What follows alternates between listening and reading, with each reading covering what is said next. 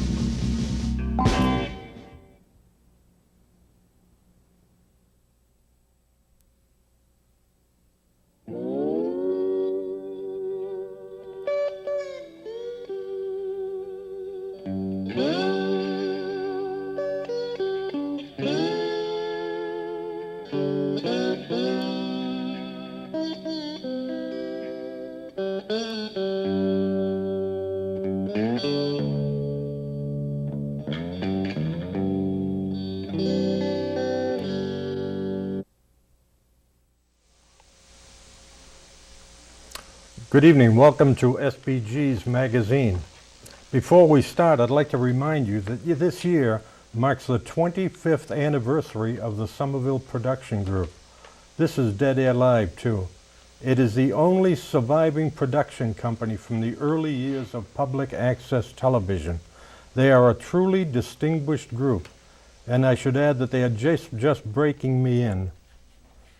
Cross your fingers for me now. Welcome to SPG's magazine again. Our first guest is a talented young artist who is a sculptor and a painter, Scott Cahaley. Scott, you're an important part of the new invasion of the Somerville area by the creative-minded people in our society. Welcome, and what brings you here? Thank you very much, Ted.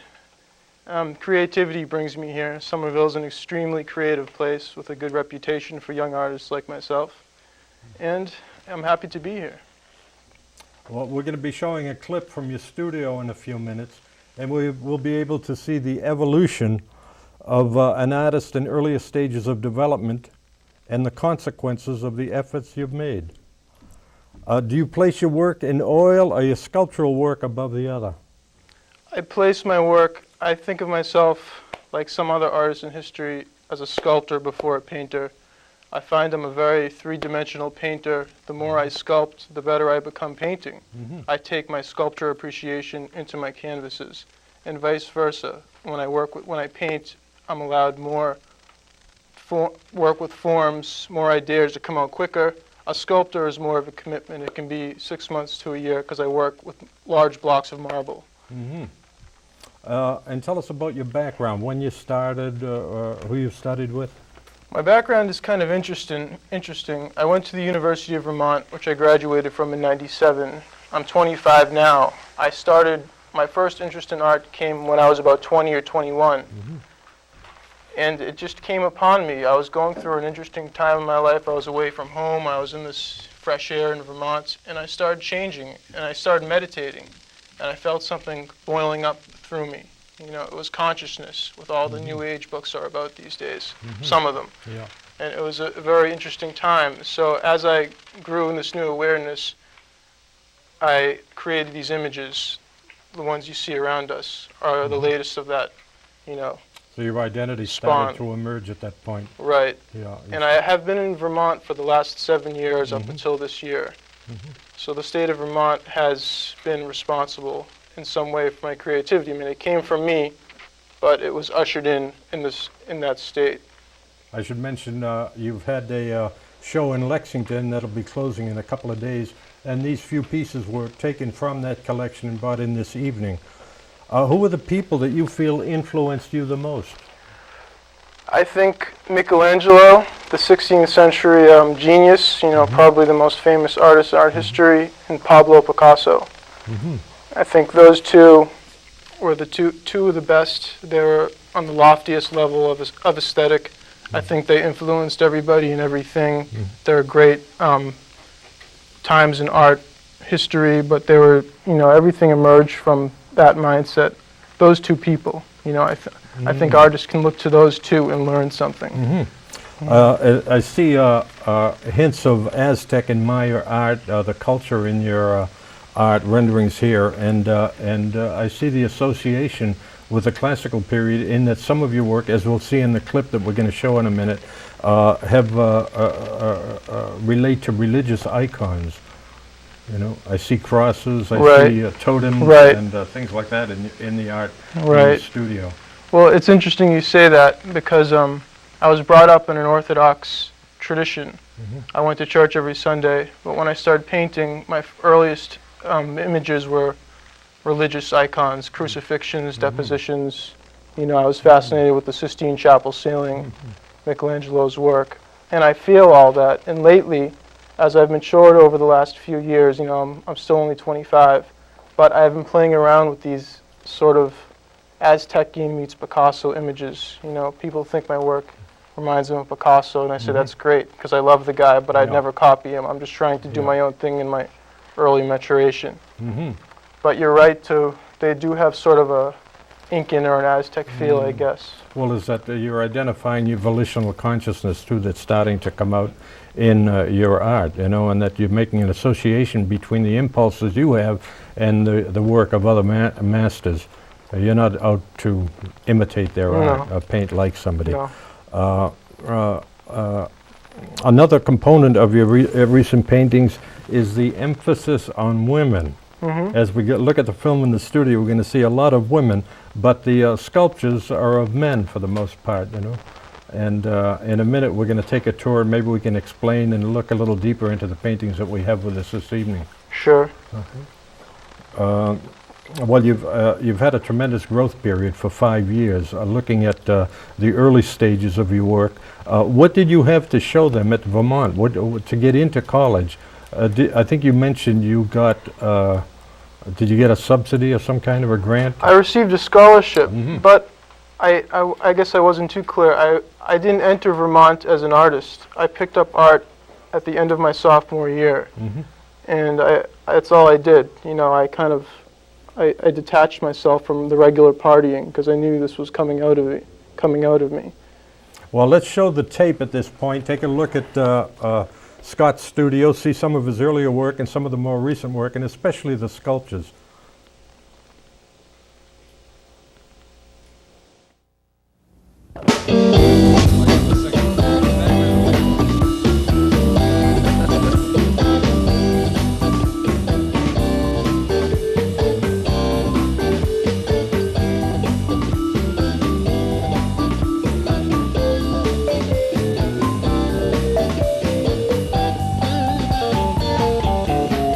Well, there's two kinds of people that I just can't stand. Evil-hearted women and lying men. Now don't you lie to me.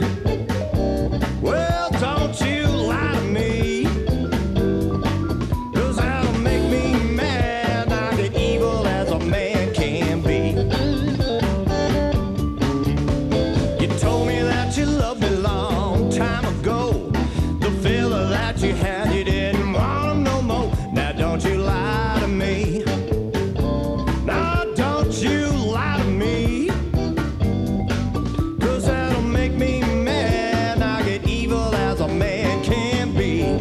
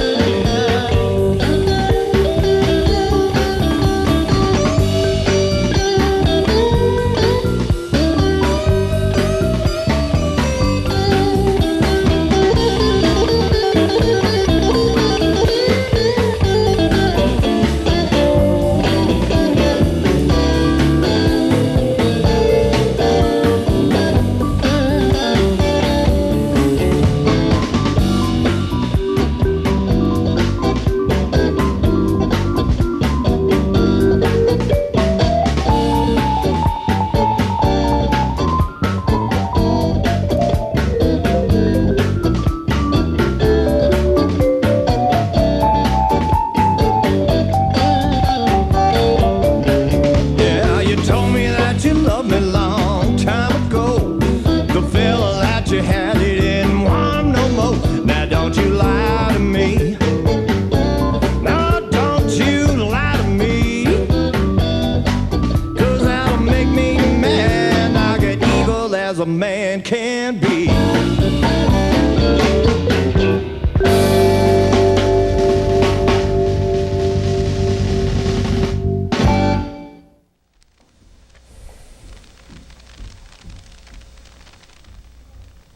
Well, isn't that exciting? Scott, congratulations. That's a terrific body of work you've got there. Thank you. Thank you very It much. shows all your stages. Why don't we get up now and take a look at the paintings, and we can look at these Okay. pieces here.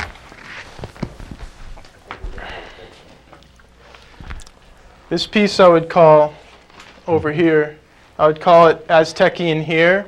It is a figure which is almost half pyramid with overflowing here, which is a subject I'm very interested in.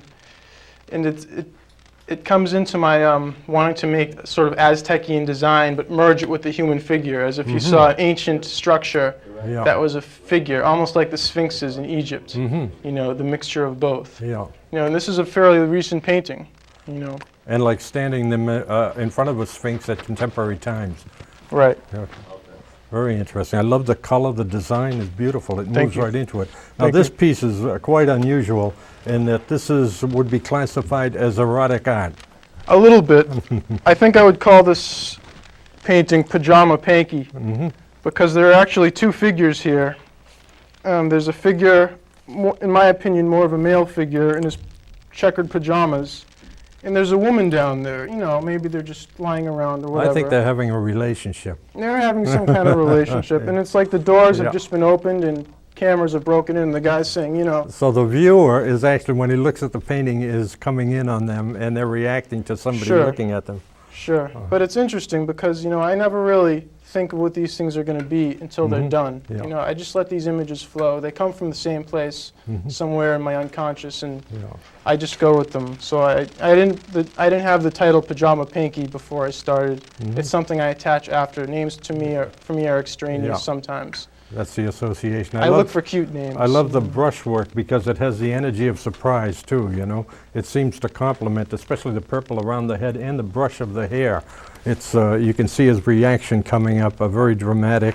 And she is not disturbed by somebody coming in. She's busy and wants to get back to her activities, you They're know. just lying down. Yeah, oh, yeah, okay.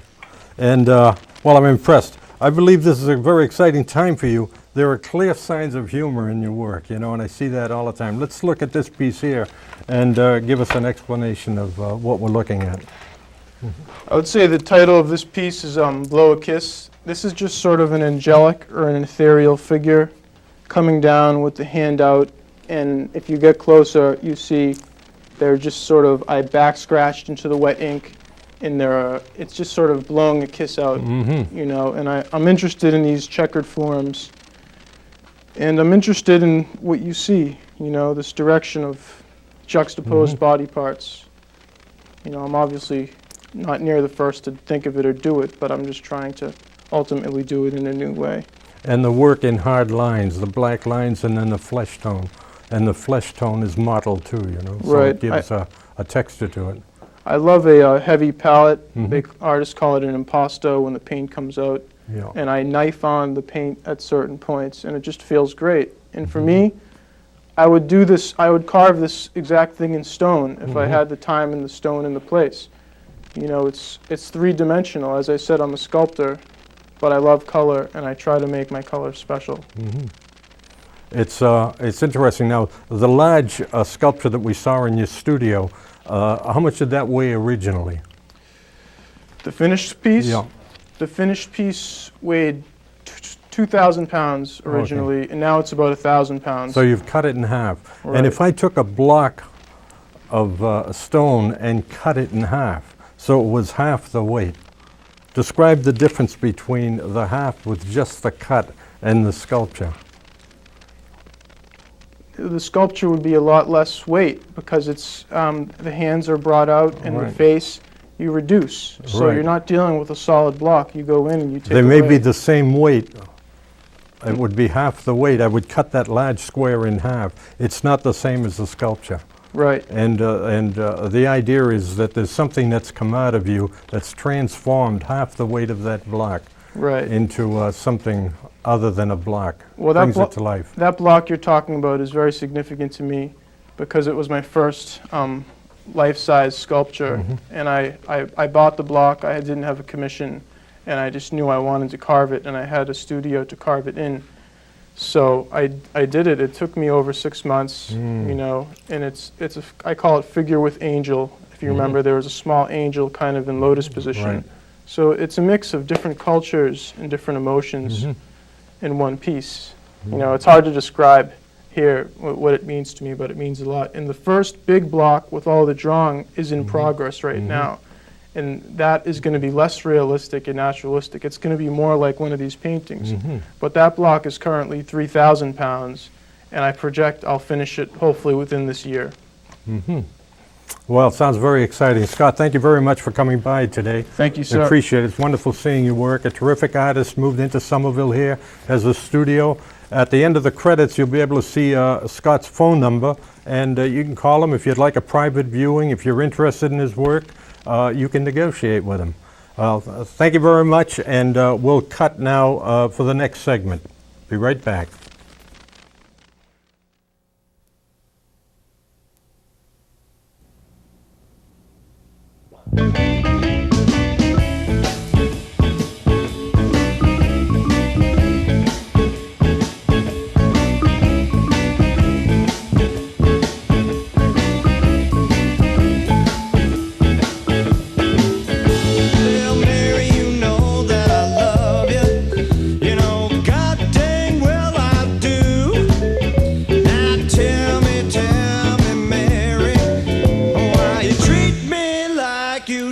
Lordy, Lordy, Miss Mary.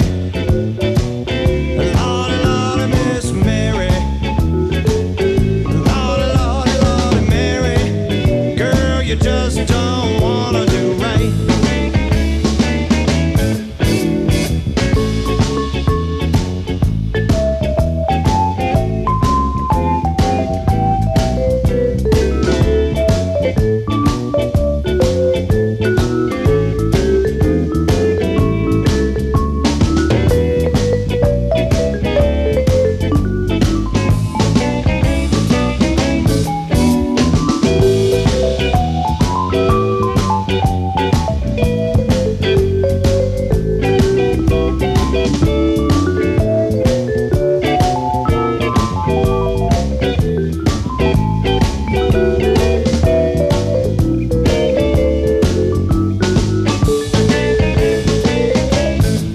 Well, the way you treat me, Mary, girl, it just about brings me down. Now, if you don't want my loving, pretty baby, oh, girl, you know I'm crazy housebound. Lordy, Lordy, Miss Mary. Lordy, Lordy, Miss Mary. Lordy, Lordy, Lordy, Mary. Girl, you just don't wanna do right. Lordy, Lordy, Miss Mary. Lordy, Lordy, Miss Mary. Lordy, Lordy, Lordy, Mary. Girl, you just don't wanna do right.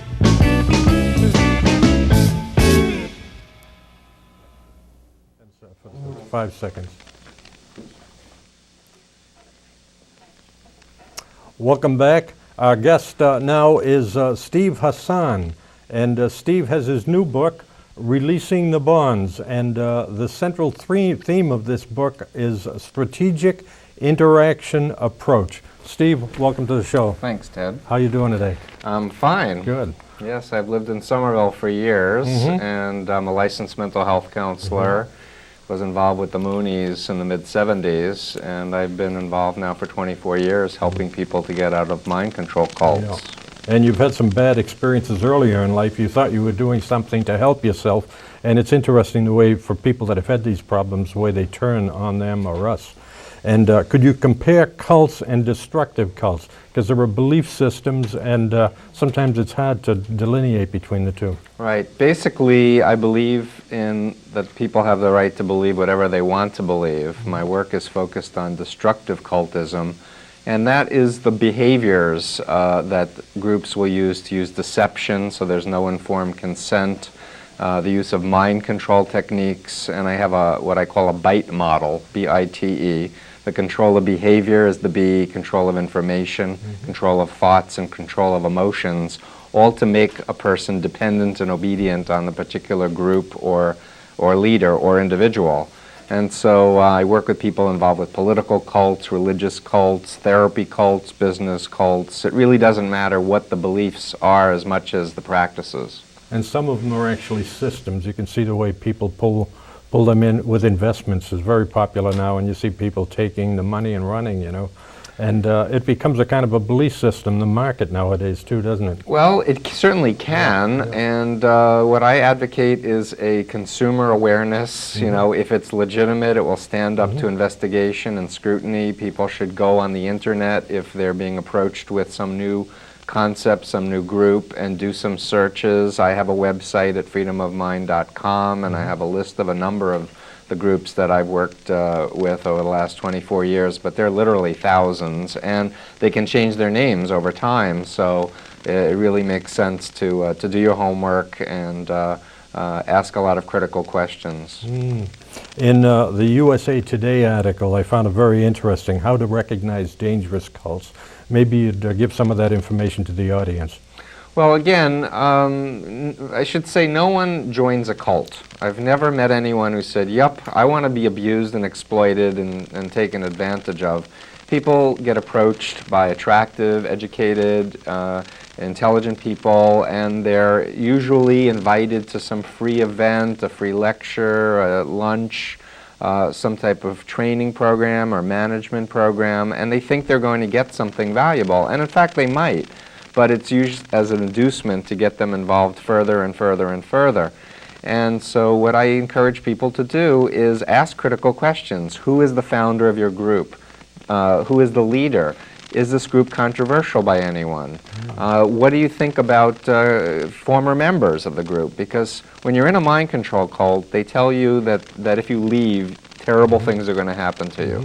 I talk about that in my new book, Releasing the Bonds, as phobia indoctrination.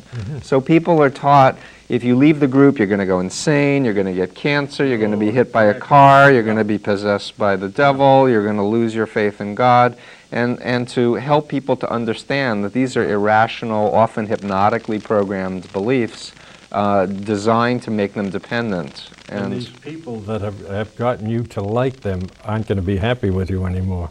That's a tremendous weight on people when you get involved emotionally with a group, and then they're not going to like you for something you do. Well, there's a lot of peer pressure, especially with young people, but essentially they say that they love you unconditionally, but it's all conditional upon you doing what they want you to do. And again, if a group is legitimate, it will stand up to scrutiny, it will invite you to ask critical questions, it will not try to control your mind, it will not try to tell you, don't talk to former members, don't read critical literature. They'll support the United Nations Universal Declaration of Human Rights. That's an interesting point. How is mind control different from studies leading to other beliefs? Well, I define mind control in terms of destructive and constructive uses. And the main issue is where is the locus of control? As a therapist, I want to empower my clients for them to decide what they want in their life. I don't want to be the authority figure that's going to tell them what they should think, what they should feel, how they should act. But I want to teach them, I want to give them skills and tools. And so the focus for me is respecting people's individuality, respecting their God-given creativity and uniqueness, and encouraging them to make up their own mind about what they want to believe and what they don't want to believe. Fascinating. You know, we learn in life how to protect our body. We clothe ourselves, we put a roof over our heads, we eat properly, but we don't learn how to protect our mind. Well, that's why I've been working for 24 years doing talks, because you can teach people what to watch out for, be a good questioner, and essentially you want to look at the behaviors. You don't want to just listen to the words, but you want to watch what people are doing. So when someone says, I'm not trying to pressure you, Ted, but you've got to sign tomorrow, because the deal's going away, Ted, but there's no pressure, Ted. This is the last minute. Wait a minute, I'm feeling pressure. You know, ding, ding, ding, ding, ding. You know, I think I'll wait on this one. The other thing that surfaces a lot, I think, not having spent time with these groups, but is that they are bigoted and often racist or anti-religious. Well, it's certainly some of the militia groups, the Christian identity groups, the cult that I was involved with in the 70s, which was known as the Moonies. Moon claims to be the Messiah, but if you look at the inner doctrine of the organization, they're very racist. They think the Koreans are the master race. In fact, they say that when they take over the world, we're all going to speak Korean. But of course, they would never tell that to the public. And of course, the Moonies own the University of Bridgeport in Connecticut. They own the Washington Times, and they've recently purchased the United Press International, if that doesn't scare you enough. Tremendous power base there. What role does deprogramming, now you started off as a deprogrammer, maybe you could give us a little of your history from that stage, and what role does it play now in your program? I cringe when people refer to me as a deprogrammer, because it's come to be associated with what was done in the 70s of kidnapping someone, throwing them in a van, and rushing them off somewhere. And when I wrote my first book, Combating Cult Mind Control, in 1988, I talked about exit counseling, which is basically a voluntary approach to someone in a cult, where a family asks the person to meet with someone like myself. With this new book, I'm really empowering people to do much more, to educate themselves, to learn how to communicate effectively with the cult member, and then to motivate them to get on the internet. By that way, it can sidestep the whole fear thing about an intervention, And there's so much good content up on the web now, which is, of course, the cults hate the internet because it's harder for them to do information control. Yeah, and they're moving into it now as part of their mind control. Well, they're You know? trying, but so far the good guys, and the good people, I should say, are winning Yeah. because the truth will set you free. If we know somebody that's sinking into a cult, if someone in the audience, what can they do to help? Usually people see a radical personality change in their loved one. Either they all of a sudden are becoming very secretive, or they're becoming deceptive, or they're very vigorously trying to proselytize. They maybe weren't religious, now they're hyper-religious. They weren't political, now they're very political. And the worst thing you can do is say, you're in a cult, you're acting brainwashed, because they're going to report that back to the group. And if it is a destructive cult, they're going to say, oh, your family is negative, you better stay away from them. What's better is to take a curious yet concerned posture and say, Steve, you're acting differently. Tell me about this. Did you meet some people? What's their name? What do they believe? Have you checked them out? Have you gone on the internet to find out if there's any critical literature? So what you want to do is, instead of like taking a I'm right, you're wrong kind of approach, you want to act like you might be recruited and say, hey, tell me about this thing, and let's take it slowly, and if it's legitimate, it will be there next week and next month. The confrontation for the person that's the aggressor can be dangerous too. Some of these cults take extreme steps to stop people that are interfering with the members of the group. Most of the big cults use psychological tactics alone. There are some cults that will physically try to kidnap somebody, but then if the person is, if you're able to record that, or if you know that it's happened, you can report that to the police. But one of the things that I'm really concerned about is that destructive cults are going after young people in junior highs and high schools. They're going after the elderly as well. It's not just people in college. And the best thing to do is preventive education. And I try to deal with some of the most common fallacious ideas, such as you have to be weak-minded to get into a cult, or there has to be something wrong with a person to get into a cult. This is what we refer to as blaming the victim, and it's totally ignoring the fact that social psychological influence processes are being used. Hypnosis is being used, sleep alteration is being used in many cases, all to break a person down and then build them up again in the image of the cult leader. Well, to make a person of joining a cult subject to that indoctrination, is there a thread, as a therapist and people you've worked with, is there a thread that runs through your patients of a different kind of intelligence that they have, or are they stupid? Is there a thread of stupidity with some of them? I would say that there tends to be a lack of street smart. Certainly, but I'd say the general thing is that people are undergoing some type of transition in their life. Maybe they're moving to a new city, state, or country. They've just broken up in a relationship. They've just changed jobs. So they're off balance a little bit. And of course, as I mentioned before, nobody joins a cult. They get recruited. And so people are often, maybe they fall in love with a cult recruiter, or they think they fall in love with them, and then as soon as they're in the door, the person disappears and they're stuck inside. But I can tell you that the techniques are getting more and more sophisticated, particularly in the area of hypnotic stuff.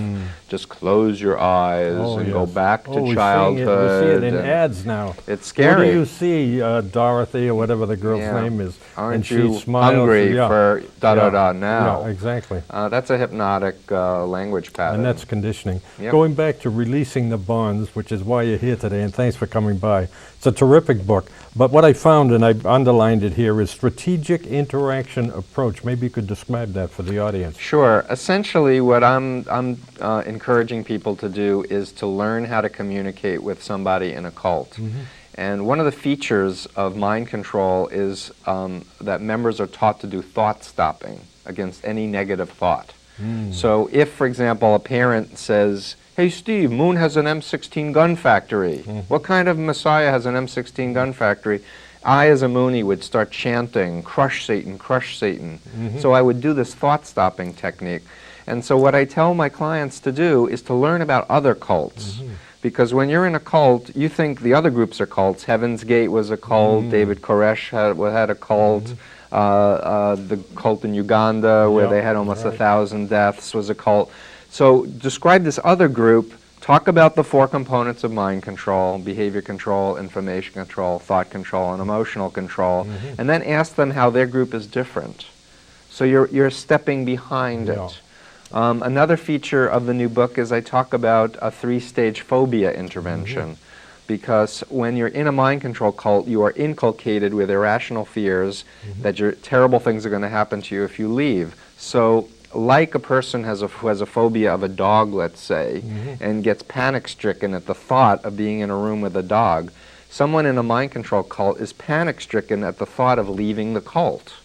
And so as a therapist who works with people with phobias, one of the first things you want to do with a client who has a phobia is teach them to do deep breathing, because when you're having a panic attack, you want to hold your breath or hyperventilate. You want to teach them to visualize, so the person with the dog would visualize themselves having a positive interaction with the dog. Likewise, someone in a mind control cult needs to visualize that they can be out, can be happy, can be fulfilled. And so what I'm doing is giving people tools for how to communicate with cult members. And the next time you're in the street and someone is trying to recruit you, think that it's somebody's son or daughter, and talk with them a little bit, and make a connection with them, plant a few seeds. And I invite people to come to my website as well at freedomofmind.com to find out more information and resources. We have a bulletin board with people from all over the world contributing. Let me ask my last question. It has to do with what's the process that you recommend for a person working on healing from the wounds of targeted gullibility. And I want to lead you towards the book, because this is releasing the bonds. And would that person get it, or would a parent get this and try to work on the child?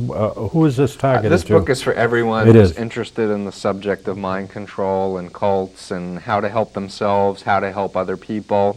I'm making a particular appeal in this book to former members who've walked out of a cult and who still have friends or family still inside. I got a very nice plug from Mitch Kapor, the founder of Lotus Corporation, who is in TM, on the back of the book. And I'm hoping to destigmatize the fact that intelligent people have gotten into mind control cults. And so this book is for anyone who's interested in the subject. Steve, thank you very much for coming by tonight. My pleasure, Really Ted. appreciate it. We'll be taking a break right now, and we'll be back with some music in a few minutes. Thank you.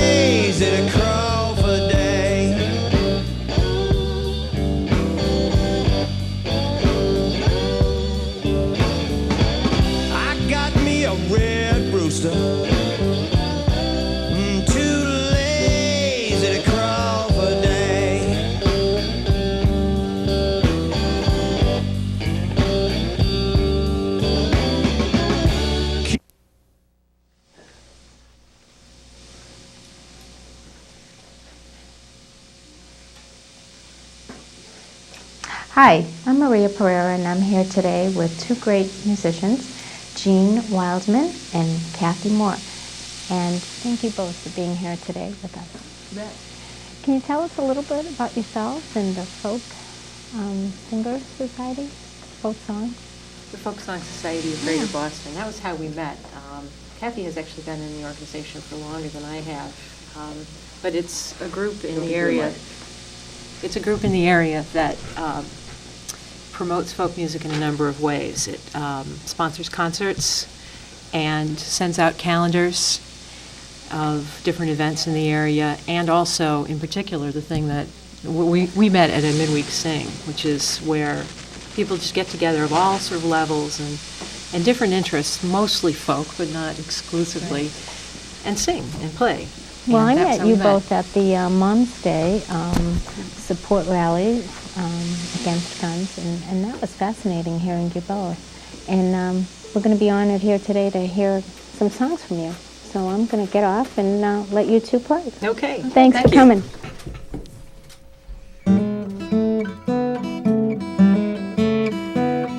This is a song by Ginny Clemens, and it's something we did at this rally.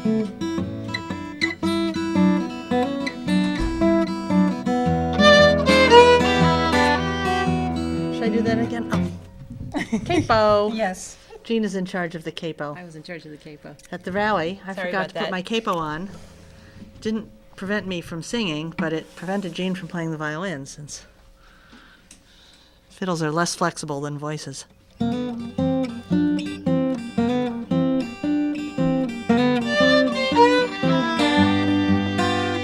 My belly might be shaking, my head might be spinning round. My belly might be shaking, my head might be spinning round. But there's one thing I know, I got my feet on solid ground. My feet will hold me up, my feet won't let me down. My feet are growing roots in the solid ground. Mama, mama, mama, spread the news all over town. That the women in this city, we got our feet on solid ground. I might spread my arms wide open, maybe nobody's coming round. I might spread my arms wide open, maybe nobody's coming round. But there's one thing I know, I got my feet on solid ground. My feet will hold me up, my feet won't let me down. My feet are growing roots in the solid ground. Mama, mama, mama, spread the news all over town. That the women in this city, we got our feet on solid ground. My friends, they might forsake me, my lover might be leaving town. My friends, they might forsake me, my lover might be leaving town. But I know I got myself, I got my feet on solid ground. My feet will hold me up, my feet won't let me down. My feet are growing roots in the solid ground. Mama, mama, mama, spread the news all over town. That the women in this city, we got our feet on solid ground. My feet will hold me up, my feet won't let me down. My feet are growing roots in the solid ground. Mama, mama, mama, spread the news all over town. That the women in this city, we got our feet on solid ground.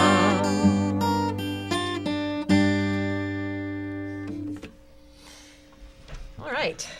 So, since we sort of got invited here because we were heard at a rally, we'll do some of the songs that we did at the rally, and these are sort of heavy on message songs. these all have to do with anti-violence, or at least with people believing in themselves and believing they can make the world a little better. Although actually a lot of the songs we do are just people singing together songs, and we'll talk about that too. Yeah, we'll get in one of those by Yeah. the end of the hour. This is a song by Cindy Cowett. I always thought this song was very pretty when I heard it on her recordings, but I could never understand the relationship between the verse and the chorus, and I think you'll see what I mean when we sing it. Until I heard her talk about it at a concert and explain that she has two small boys, and when she was holding and nursing and nourishing those little boys, she was thinking about what she could do to prevent them from growing up to be aggressive men. And the song is sort of about that, and that is the link between the verses of this song, which are about mild forms of social protest, and the chorus, which sounds like a love song. The other thing about a lot of the songs that this woman writes is often the verses of her songs are not particularly easy to sing, but the choruses are these wonderful sing-along kinds of simple choruses, so that if you're singing them in a room full of people, everybody can pick up the chorus quickly and sound good singing together on the chorus. And if you, in the audience here, there was some noise about us bringing our friends, but none of our friends got here on such short notice, so it's just the two of us. So if anyone would like to sing along with us, that's really what we do, is generally try to lead groups of people in singing.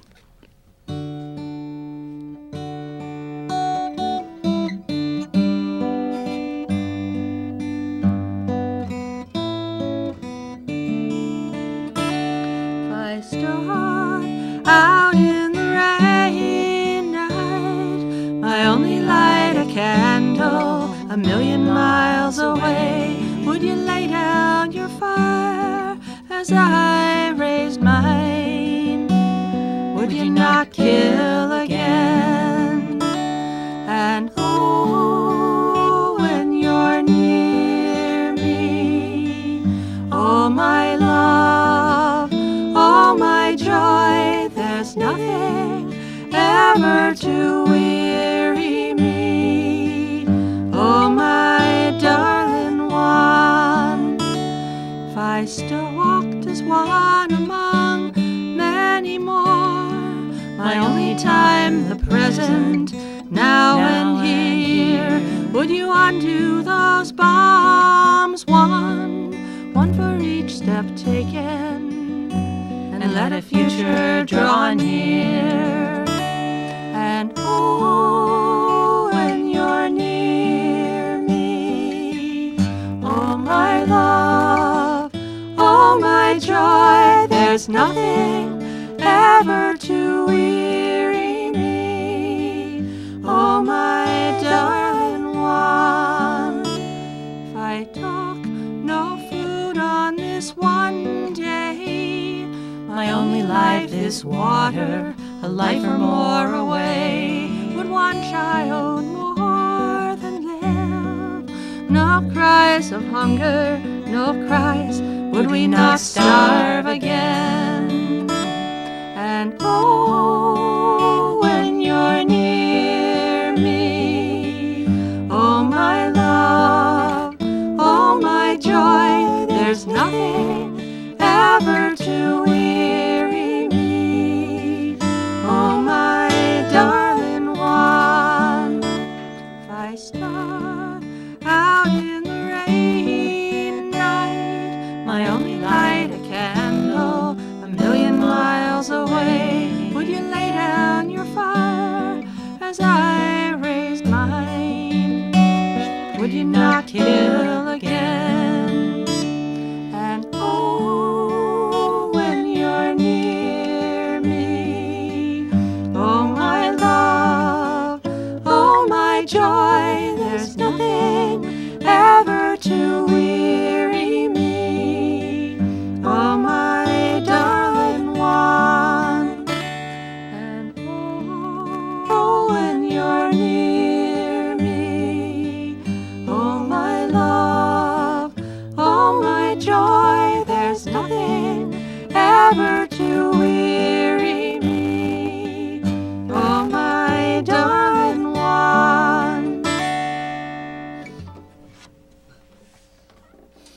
I forget to mention it,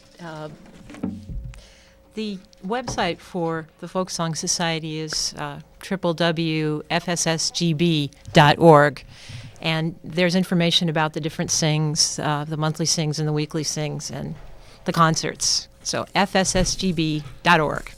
And they're in the phone book in Somerville. I checked. Yes, that's right. The line is in Somerville. Right. Well, this is in some ways more typical of the kind of songs that we tend to do at our parties.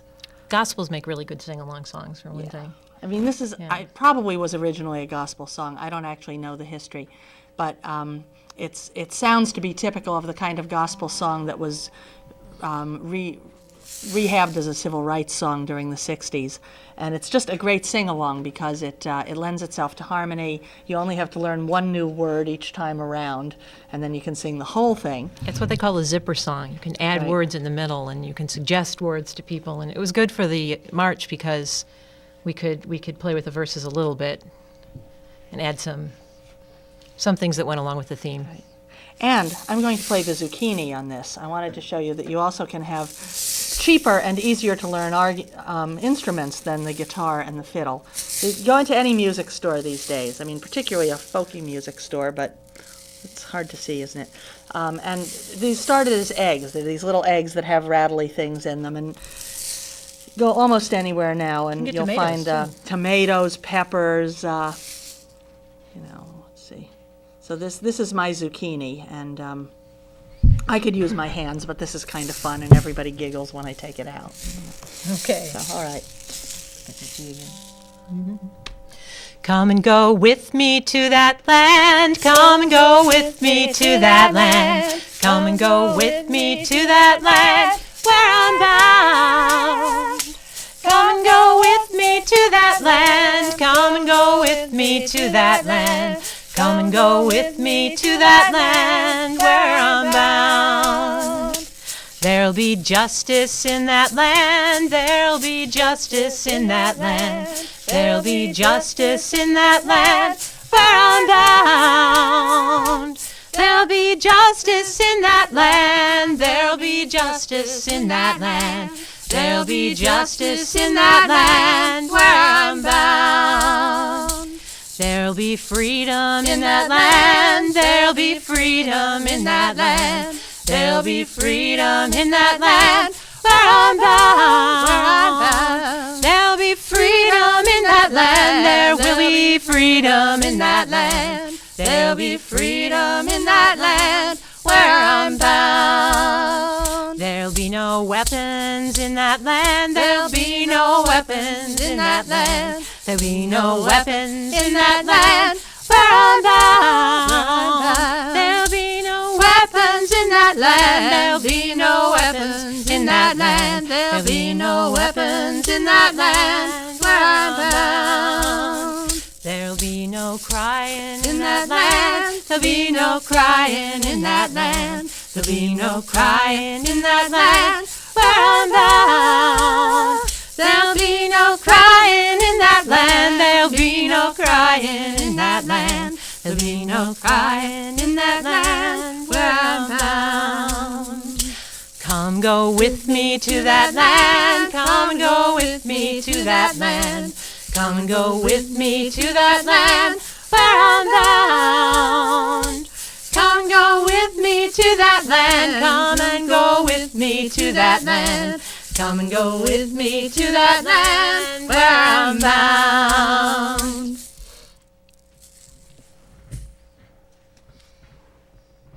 I do need the capo again. Do I have the capo? You do. You must have the capo. Where is the capo?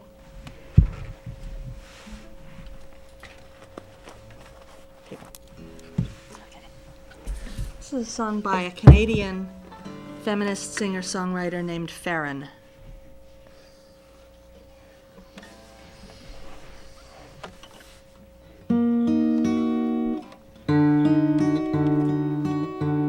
This is a little off.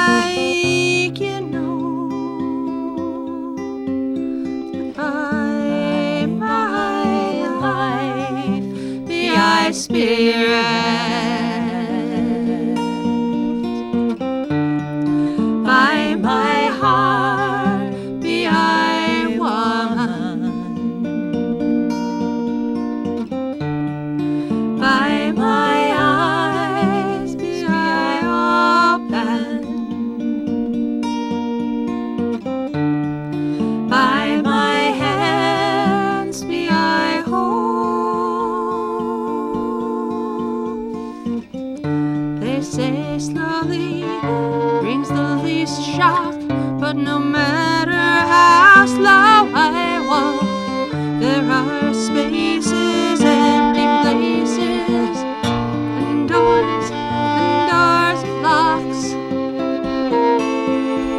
By my life be I spirit, by my heart be I woman, by my eyes be I open, by my hands be I hold. You young ones, you're the next ones, and I hope you choose it well. Though you try hard, you may fall prey to the jaded jewel. But by my life be I spirit, by my heart be I woman, by my eyes be I open, by my hands be I hold. There are waters hidden from us, in the maze we find them still. I'll take you to them, you take your young ones, may they take their own in turn. But by my life be I spirit, by my heart be I woman, by my eyes be I open.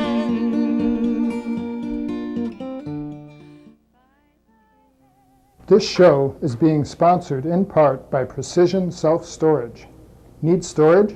Call Precision Self-Storage, 617-625-1000, located at 460 Somerville Avenue in Somerville, Massachusetts. 50% off first month's rent along with a free lock, 617-625-1000.